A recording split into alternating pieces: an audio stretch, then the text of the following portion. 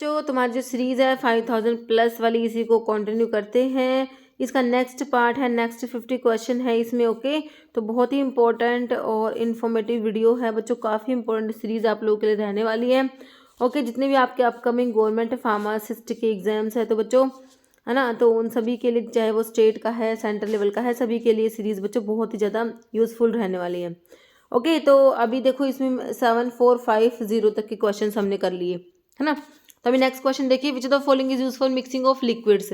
बच्चों लिक्विड्स की मिक्सिंग के लिए क्या यूज़ करोगे, तो लिक्विड्स के लिए हमने पढ़ा हुआ है क्या, जो है प्रोपेलर, पैडल और टरबाइन मिक्सचर, है ना, पीपीटी से मैंने आपको बताया भी था। ओके, तो डबल कोन ब्लेंडर है, टम्बलर मिक्सर, पैडल या ट्रिपल रोलर मिल। तो आपका पैडल मिक्सर जो होता है वो लिक्विड की मिक्सिंग के लिए यूज कर रहे हो। ओके, ऑप्शन 3 करेक्ट है। Which disinfectant is commonly use to sterilise water. भाई वाटर को स्टरलाइज करने के लिए क्या यूज करोगे, hydrogen peroxide, mercury chloride, ethanol या सोडियम हाइपोक्लोराइड। तो ऑप्शन 1 करेक्ट है, सोडियम हाइपोक्लोराइड को यूज करेंगे। Absorption of weakly acidic drug is rapid from stomach. देखिए वीकली एसिडिक ड्रग होती है वो स्टमक से रैपिड एब्जॉर्ब होती है, क्यों, क्योंकि स्टमक में HCl की वजह से क्या है, एसिडिक एनवायरनमेंट है ना। तो एसिडिक ड्रग एसिडिक एनवायरनमेंट में क्या होती है बच्चों, नॉन आयोनाइज होती है ना, और एब्जॉर्ब हो जाती है। आयनाइज फॉर्म एब्जॉर्ब नहीं होती। ओके, तो जो एसिडिक ड्रग है वो स्टमक में एब्जॉर्ब होगी, बेसिक ड्रग है वो इंटेस्टिन में जाके एब्जॉर्ब होगी।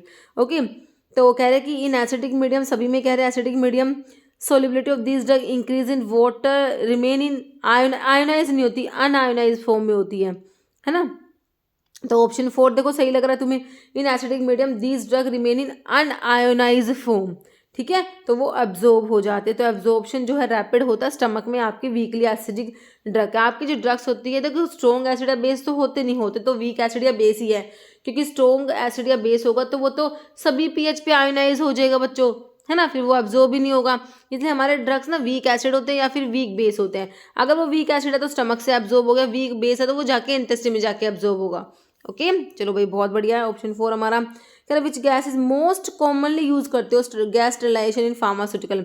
देखो मोस्ट कॉमनली यूज करे गैसियस मेथड ऑफ स्टरलाइजेशन है जो है, वहां पर आप मोस्ट कॉमनली यूज करते हो इथाइलिन ऑक्साइड को। बच्चों याद रखना, किसको यूज करते हो, इथाइलिन ऑक्साइड को यूज करते हैं। ऑप्शन 1 तुम्हारा करेक्ट है। Theory that relate crack propagation to strain energy during size reduction. देखो साइज रिडक्शन की थ्योरी बच्चों आपने बोन्ड रेटिंगर की थ्योरी पढ़ी है, लेकिन जो है ना crack propagation to strain energy, तो बच्चों इसके लिए आपका ग्रिफिथ एक थ्योरी होता है। ऑप्शन 1 करेक्ट हो जाएगा। फिर जो ये ग्रिफिथ वाली थ्योरी है of brittle fracture relate crack propagation to the balance between the elastic strain energy release at the crack grows and the new surface energy created by the formation of new crack surface.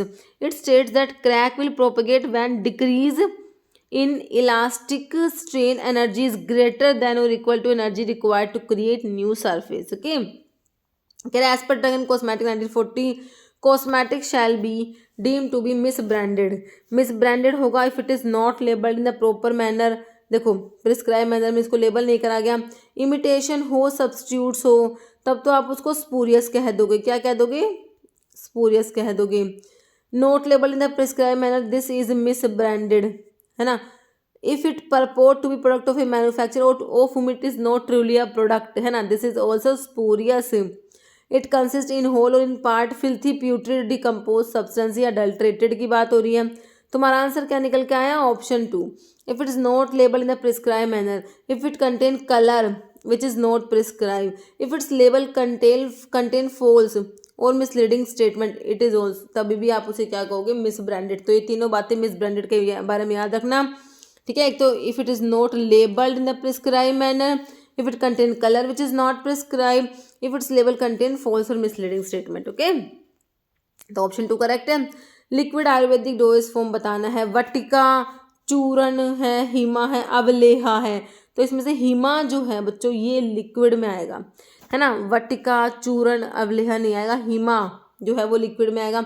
Ayurveda encompasses a wide range of dose form, है ना, तो भैंसजिया क्या है, कल्पना, विचार, broadly classified 3 main physical states.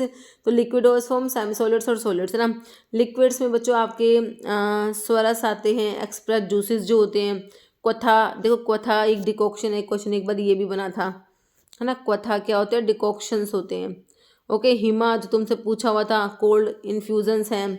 Fanta hot infusions होते हैं। असावास और अरिस्ता तो पता नहीं कितनी ही बार बन गया, फर्मेंटेड प्रेपरेशंस होती हैं। ये लिक्विड डोजेस फॉर्म में आ रही है बच्चों, फर्मेंटेड प्रेपरेशंस होती है तुम्हारे असावास और अरिस्ताज। क्वथा डिकॉक्शन है, हिमा कोल्ड इन्फ्यूजन, याद रखना। सेमी सॉलिड्स में आपके कल का जो पेस्ट है, अवलेहा है ना, कन्फेक्शन, लिकेबल प्रेपरेशंस और लेप, टॉपिकल पेस्ट। सॉलिड में जैसे चूर्ण हो गए जो कि पाउडर होते हैं। वटी या गुटिका पिल्स होती हैं, जैसे टैबलेट्स होती हैं। गुगलू गम रेजिन प्रेपरेशन भस्म होती है। इनसिनरेटेड ऐश ऑफ मिनरल्स या मेटल्स। ओके, तो इनके ऊपर बच्चों क्वेश्चन बनते हैं हमारे। Okay, following is liquid Ayurvedic dose form prepared by fermentation. तो कभी पूछ लिया लिक्विड वाली कौन सी है, और जो किससे बना रहे हो, फर्मेंटेशन से। अभी तुमने असावास और अरिस्तास देखे थे, है ना। असावास और अरिस्ता, अवलेहा तो बच्चों आपके किस में आते हैं, सेमी सॉलिड में आते हैं। वटिका चूर्ण आपने लोगों ने भी देखा, ये सॉलिड्स में आते हैं। तो ये असावास और अरिस्ताज होते हैं तुम्हारे, क्या होते हैं, लिक्विड प्रेपरेशंस होती हैं, और इनको प्रिपेयर करते तुम फर्मेंटेशन की प्रोसेस के थ्रू। ओके, ठीक है। तो ये हमने देखा असावास और अरिस्ता फर्मेंटेड प्रेपरेशन से होती हैं। जो हिमा है कोल्ड इन्फ्यूजन है, फेंटा हॉट इन्फ्यूजन, क्वथा डिकॉक्शन, स्वरस एक्सप्रेस्ड जूस होता है। Ampoules and vials are made of which glass. तो हमारे जो है type 1 glass highly resistant borosilicate glass के बने होते हैं हमारे। ऑप्शन 2 करेक्ट है। Correct, what is preferred process by which aerosols को फिल करते हैं कंटेनर में। 2 प्रोसेस होती है, कोल्ड फिलिंग और प्रेशर फिलिंग। तो यहाँ पर कौन से दे रखे तुम्हें, ऑप्शन 4 में कोल्ड फिलिंग प्रोसेस दिया हुआ है। Okay, which type of container is preferred for effervescent powders और हाइग्रोस्कोपिक सब्सटेंसेज। देखो मॉइस्चर को एब्जॉर्ब करा रहे हैं, हाइग्रोस्कोपिक और एफरवेसेंट पाउडर है। कौन सा कंटेनर यूज करोगे, ड्रॉपर वाली बोतल करोगे, wide mouth glass jar, collapsible tube या एयर टाइट। भाई हम एयर टाइट कंटेनर यूज़ करेंगे कि एयर टाइट हो, उसमें एयर आ ना सके, क्योंकि ये हाइग्रोस्कोपिक है, मॉइस्चर को ऑब्जॉर्व कर लेंगे, है ना। तो हम एयर टाइट कंटेनर यूज़ कर लेंगे, ऑप्शन 4। कह रहा following is use for mucous membrane for lubricating and antiseptic property. Mucous membrane पे अप्लाई करोगे, भाई पेस्ट तो नहीं करोगे, लोशंस लिनीमेंट्स तो वैसे ही आपके जो है टॉपिकल मतलब कि लोशंस जो होते हैं इनको फ्रिक्शन के साथ अप्लाई करते हैं, तो ब्रोकन स्किन पे अप्लाई नहीं करते। और लिनीमेंट्स को, है ना, लिनीमेंट्स को विद फ्रिक्शन, भाई कोई बार आया with friction and rubbing apply करते हो, है ना। तो ब्रोकन स्किन पे अप्लाई नहीं करते, अनब्रोकन पे अप्लाई करोगे। और इसको without friction and rubbing apply करते हैं, तो ब्रोकन स्किन पे अप्लाई कर सकते हो। ये जो आपके म्यूकस मेम्ब्रेन पे यूज़ कर रहे हो, लुब्रिकेट करा रही है, एंटीसेप्टिक होते हैं, तुम्हारी जेलीज होती है बच्चों, ऑप्शन 4। ओके, कह which auxiliary label is most important suspensions में। भाई सस्पेंशन में तो वही होता है, शेक वेल बिफोर यूज, है ना। इंट्रामस्कुलर यूज ओनली तो कोई इंजेक्टेबल प्रेपरेशंस के लिए होगा। रेक्टल यूज ओनली तुम्हारे सपोजिटरीज वगैरह के साथ होगा। अप्लाई टू अफेक्टेड एरिया, ये तुम्हारे जो लोशन लिनीमेंट्स के साथ, ऑइंटमेंट्स वगैरह इन सब में होगा। तो ये शेक वेल बिफोर यूज कहाँ पर दिखेगा तुम्हें, हमारे जो है क्या इमल्शन से सस्पेंशन से। Relationship between pharmacopoeial standard and medicine ingredient, तो क्या रिलेशनशिप होता है, कह रहा है स्टैंडर्ड इग्नोर करेगा इंग्रेडिएंट की क्वालिटी को, स्टैंडर्ड कवर करता है both ingredient and final product, standard only apply to final product या ओनली अप्लाई टू एक्टिव। देखो स्टैंडर्ड कवर करता है बच्चों बोथ इंग्रेडिएंट्स को भी और फाइनल प्रोडक्ट को भी, ऑप्शन 2 करेक्ट है। कह रहे pharmacopoeial standard provide comprehensive specifications for the quality, purity, strength and identity of both active pharmaceutical ingredients, excipients जो कि इनएक्टिव इंग्रेडिएंट्स होते हैं, and the finished pharmaceutical products. Okay, कह geranium oil uses flavouring agent in perfume is obtain from. तो geranium oil जो होता है बच्चों किससे ऑब्टेन करते हो, है ना, सिम्बोपोगोन फ्लेक्सियोसस या फिर सेंटलम एल्बम, मैंथा एरवेंसिस या pelargonium capitatum is a source of geranium oil. Okay, Latin term dandus, dandus क्या होता है, to be taken once a day, to be given, to be, dandus होता है बच्चों टू बी गिवन, है ना, utendus to be used. करा abbreviation PRN, pro re nata in prescription indicate which of the following, है ना। तो आफ्टर मील तो होता है पोस्ट साइबोज, बाय माउथ, पर ओस, ओरली, रेक्टली या एज सर्कमस्टांस में रिक्वायर। ऑप्शन 4 है PRN, प्रोरिनाटा। कह रहे प्रोरिनाटा का मतलब है PRN, इसको ऐसे जो है ये लैटिन टर्म है प्रोरिनाटा, इसका मतलब होता है एज अ सर्कमस्टेंस अराइज या एज नीडेड व्हेन रिक्वायर्ड, है ना। इसका मतलब है कि मेडिसिन को should be taken only when the patient experience specific symptoms, हो तभी मेडिसिन लेनी है, ऐसा नहीं है कि भाई लेनी है, not only fixed routine schedule. Okay, तो बाकी ये तुम्हें पता ही है। रेक्टली जो है पर रेक्टम होगा, इसके लिए per os, PO by mouth, post cibos after meal या after food. Chemical use to prevent oxidation of ferrous to ferric ion in a ferrous sulphate mixture में।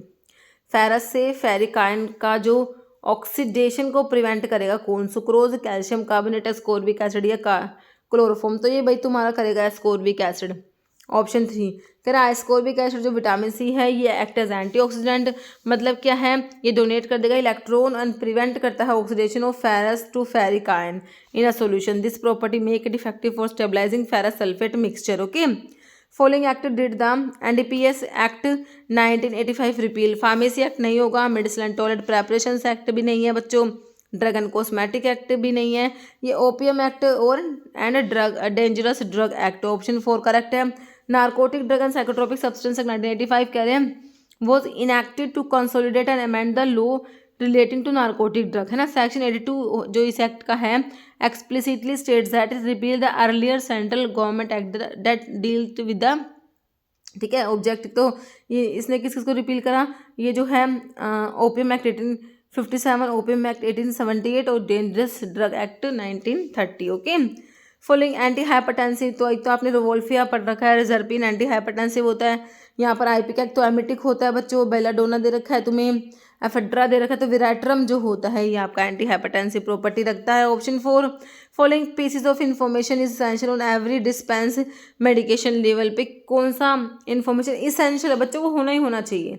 ड्रग का कोस्ट, नेम एंड पेशेंट्स का physician only, name and patient's physician only, expiry date medication का या pharmacy का opening our, बताओ क्या होगा भाई? मेडिसिन का एक्सपायरी डेट है ना, होना ही चाहिए। Option 3 following example of a semi solid dental preparation, semi solid है ना, तो टूथपेस्ट है, माउथ वॉश है, गार्गल है, डेंटल कौन है? तो क्या है भाई? टूथपेस्ट है, सेमी सॉलिड है, डेंटल है, प्रेपरेशन है ना। Following crude drug is commonly uses, natural laxative है बच्चों, नेचुरल लैक्सेटिव। सना बिल्कुल है, जिंजर कार्बोनेटिव है, सिनेमोन या क्लोव। तो हमारा जो है सना नेचुरल लैक्सेटिव है, senna, aloe, rhubarb, cascara. Correct type of jelly used as vehicle for allergens and applied on skin to check the sensitivity is called medicated jelly है, पैच टेस्टिंग, इलेक्ट्रोकार्डियोग्राफी या lubricant. तो कौन सी jelly है ये? Patch testing jelly से बोलते हो। करिए jelly specifically design to be vehicle for allergens when applied to skin to check the sensitivity, allergic contact dermatitis.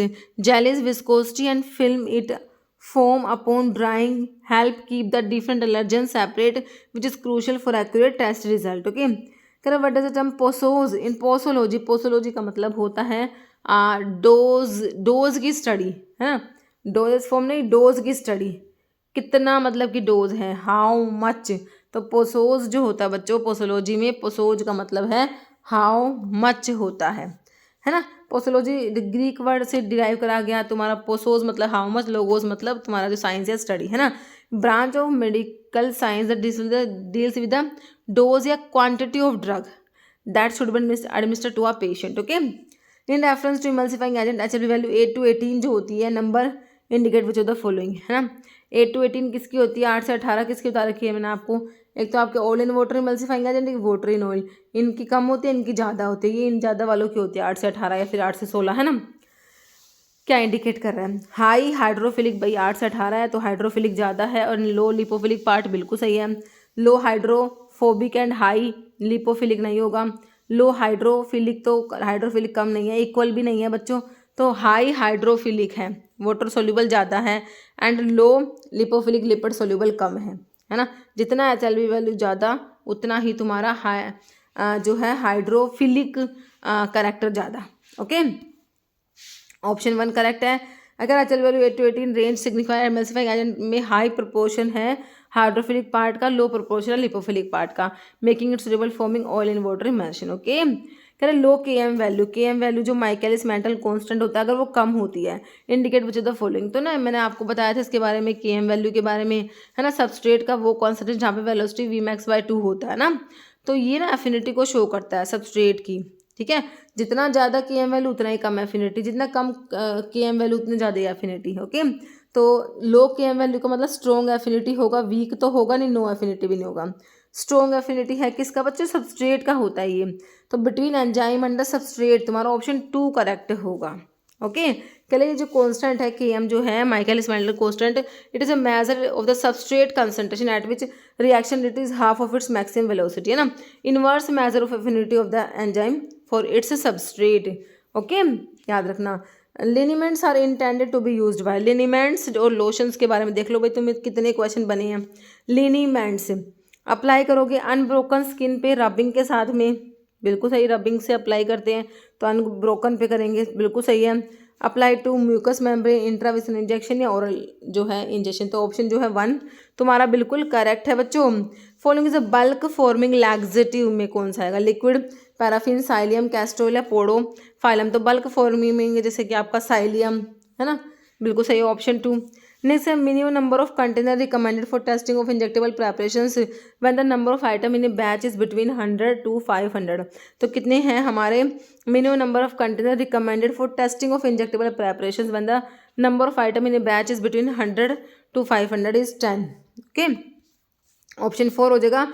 तो कह रहे हैं फार्माकोपिया गाइडलाइन के अकॉर्डिंग, जैसे कि आपका Indian pharmacopoeia, British pharmacopoeia for the study testing of injectable preparation, जब number of item in batch जो है 100 से 500 के बीच में होता है तो मिनिमम नंबर ऑफ कंटेनर जो होते हैं रिकमेंडेड फॉर टेस्टिंग वो 10 होते हैं। If a sick child can not take, भाई बीमार बच्चा है ओरल मेडिकेशंस को ले नहीं पा रहा, which route of administration would be suitable for paracetamol तुम्हें देनी है, ओरली बच्चा ले नहीं पा रहा, कैसे दोगे, रेक्टल रूट से दोगे, इंट्रा आर्टिकुलर तो ये तो नहीं देंगे, इंट्राथिकल या ओरल, ओरल तो दे ही नहीं पा रहे तो रेक्टल रूट से दोगे बच्चों, ऑप्शन 1 करेक्ट हो जाएगा। ओके, फिर which anti androgen work by inhibiting the conversion of testosterone to dihydrotestosterone. देखो ये जो कन्वर्जन है टेस्टोस्टेरोन से बना डाईहाइड्रोटेस्टोस्टेरोन, है ना, यहाँ पर है 5 अल्फा रिडक्टेज एंजाइम, कौन सा एंजाइम है 5 अल्फा रिडक्टेज। तो इस कन्वर्जन को इनिबिट कराने के लिए तुम इस एंजाइम को इनिबिट कराओगे। 5 अल्फा रिडक्टेज इनिबिटर में ड्रग आती है आपकी कौन सी, फिनास्टिराइड और ड्यूटास्टिराइड आती है बच्चों, है ना, तो ऑप्शन 4 करेक्ट है। कंबाइंड पिल में क्या होता है मेरे बच्चों, एस्ट्रोजन के साथ में प्रोजेस्टेरोन होता है, ओनली प्रोजेस्टेरोन वाली पिल्स होती है वो मिनी पिल्स होती है जिसमें लो डोज प्रोजेस्टेरोन प्रेजेंट होता है, only progesterone containing pills are mini pills, और कंबाइंड पिल में एस्ट्रोजन एंड प्रोजेस्टेरोन दोनों होते हैं। फॉलोइंग एग्जांपल है हिमैटनिक का, पैरासीटामोल नहीं है, फॉलिक एसिड, एमोक्सिलिन या आइबुप्रोफेन, तो बिल्कुल करेक्ट है फॉलिक एसिड हमारा।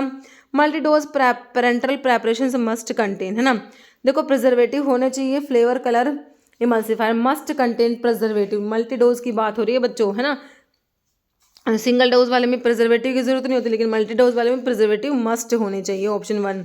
Following is not a parenteral route, बच्चों पेरेंटल रूट नहीं है, सबक्यूटेनियस है, सबलिंगुअल थोड़ी ना होता है, इंट्रास्पाइनल इंट्रावीनस भी होता है लेकिन sublingual is not a parenteral route. Okay, following is की एडवांटेज है जेलीज का, जेलीज का एडवांटेज बताओ, कह रहे प्रोड्यूस ए कूलिंग सेंसेशन, बिल्कुल सही है, can be refrigerated sticky and greasy inject subcutaneously, तो ये होगा, ये क्या प्रोड्यूस कराते हैं, कूलिंग सेंसेशन प्रोड्यूस कराती है बच्चों। कह रहे in reference to dispensing LWQ का मतलब बताओ, लीस्ट वेएबल क्वांटिटी या फिर लीस्ट वेड या वेएबल, लिमिटेड है, लास्ट तो नहीं होगा, लीस्ट होगा, है ना, लीस्ट वेएबल होगा क्वांटिटी जो कि तुम्हें ऑप्शन 2 में दिया है। कह रहे which anticoagulant act by interfering with synthesis of vitamin K dependent clotting factor, कौन सा एंटीकोएगुलेंट है ना, देखो इसमें एंटीकोएगुलेंट बच्चों एक ही दे रखा है तुम्हारा वारफेरिन, है ना, बाकी ये तीनों ड्रग तो फिब्रिनोलिटिक्स दे रखे हैं, क्या है फिब्रिनोलिटिक्स है, प्लाज्मिनोजन को एक्टिवेट कराते हैं ना वही ड्रग सही है, स्ट्रेप्टोकाइनेज, यूरोकाइनेज, एल्टीप्लेज, ठीक है। तो आपका जो ओरल एंटीकोएगुलेंट में वॉरफेरिन आता है, कोमेरिन डेरिवेटिव होता है, 4 हाइड्रोक्सी कोमेरिन होता है आपका वॉरफेरिन, तो ये क्या है, इसका जो मैकेनिज्म होता है interfere with the synthesis of vitamin K dependent clotting factors. Okay, option 1 तुम्हारा करेक्ट है। वॉरफेरिन। बाकी स्ट्रिप्टोकाइनेज, यूरोकाइनेज, एल्टीप्लेस जो कि रिकम्बिनेंट टिश्यू प्लाज्मोजेन एक्टिवेटर होता है, रैटिप्लेज, टेनेक्टिप्लेज, ये सब फिब्रिनोलिटिक्स होते हैं। Main advantage of sublingual administration और ओरल रूट। सबलिंगुअली ड्रग को देते हो क्या एडवांटेज है? लॉन्गर ड्यूरेशन होगा, स्लो ऑनसेट होगा, लो बायोलिटी, अवॉइड फर्स्ट पास। भाई फर्स्ट पास मेटाबॉलिज्म अवॉइड हो जाता है। Okay, option 4। Drug which produce dilation, people को डायलेट कराते हैं। भाई मीड्रियाटिक्स होती है और पीपल को कॉन्स्ट्रिक्ट कराएंगे तुम्हारे मियोटिक्स होती हैं, है ना। Correct. Conjugation with gluconic acid और glutathione occur in phase dash of drug metabolism. तो drug metabolism phase 1 phase 2 reactions पढ़ी आप लोगों ने, है ना। तो फेज 1 में तो oxidation, reduction, hydrolysis, cyclization, decyclization पढ़ा। फेज 2 में तुम्हारी कॉन्जुगेशन रिएक्शंस आती है, like glucuronide conjugation, glutathione conjugation, sulphate conjugation, है ना। तो यहाँ पर जो ये है कॉन्जुगेशन सिंपली फेज 2 में आएंगी। ऑप्शन 2 करेक्ट है।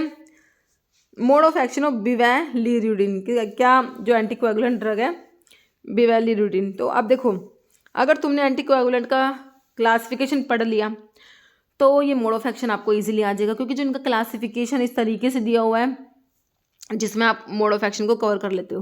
ओके, तो इनडायरेक्टली जो है एक्टिवेट करेंगे प्लाज्मा एंटीथ्रोम्बिन 3 को, इनिबिट कराएंगे 10A फैक्टर को, interfere with synthesis of vitamin K dependent clotting factor को। इसके लिए यहाँ पर तो तुम्हारे जैसे वॉरफेरिन काम करता है ना, डायरेक्टली इनिबिट कराता है थ्रोम्बिन। डायरेक्ट थ्रोम्बिन इनिबिटर में आता है तुम्हारा बिवेलिरुडिन। क्या है? डायरेक्ट थ्रोम्बिन इनहिबिटर होता है बच्चों, ठीक है। तो ऑप्शन 4 करेक्ट है तुम्हारा। तो एक बार देख लो एंटीकोएगुलेंट ड्रग का क्लासिफिकेशन। इसमें पेरेंट्रल होते हैं, ओरल होते हैं, आपको पता है। पेरेंट्रल्स में इनडायरेक्ट थ्रोम्बिन इनहिबिटर और डायरेक्ट थ्रोम्बिन इनहिबिटर। तुमसे क्वेश्चन डायरेक्ट थ्रोम्बिन इनहिबिटर पूछा था, ऑप्शन में बिवेलिरुडिन दे रखा था। एर्गैट्रोबन भी होता है।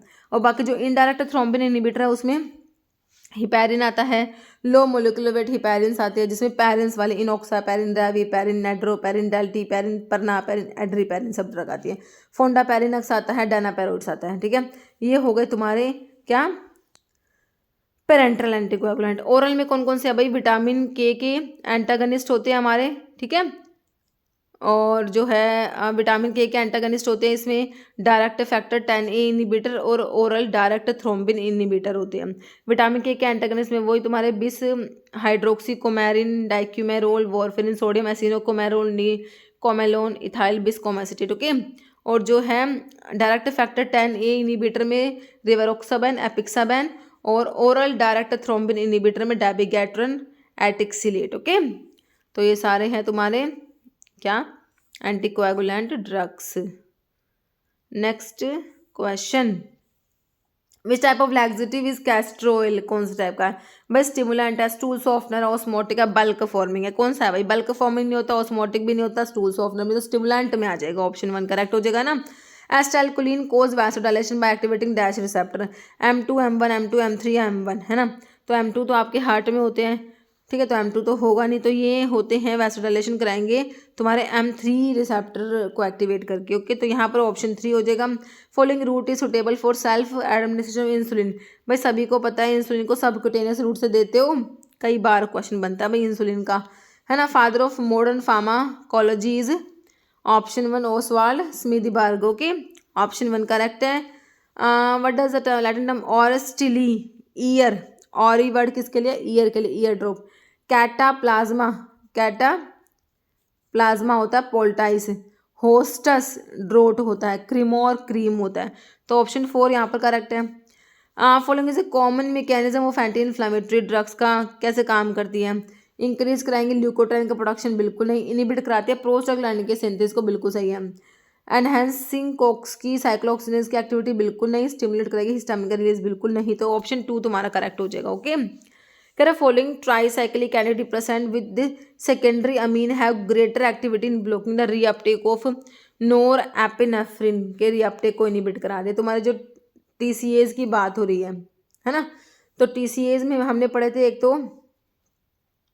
NAN5-HT रीअपटेक इनिबिटर, एक थे प्रिडोमिनेंटली एना रीअपटेक इनिबिटर। तो इसकी बात हो रही है प्रिडोमिनेंटली एना रीअपटेक इनिबिटर। तो इमीप्रामिन यहाँ था, इसका एक्टिव मेटाबोलाइट डेसिप्रामिन यहाँ था, एमिट्रिप्टाइलिन यहाँ था, नो ट्रिप्टालिन यहाँ था इसका एक्टिव मेटाबोलाइट। तो देखो डायसिप्रामिन ही तुमको दे रखा है, ऑप्शन 1 तुम्हारा करेक्ट हो जाएगा, है ना। फ्लॉक्सिटिन सिटालोप्रामिन से तुम्हारे एसएसआरआईज में आते हैं, वेलनाफेक्सिन भी इसमें नहीं आएगा। टीसीएज की बात हो रही है ना बच्चों, टीसीएज में वैसे भी तुम्हें ऑप्शन 1 ही दिया हुआ है, डायसिप्रामिन। ओके ठीक है, तो बच्चों इतने क्वेश्चन थे आज की वीडियो में। मिलते हैं आप लोगों से इसी टाइप की नेक्स्ट वीडियो के साथ में। Okay, thank you very much.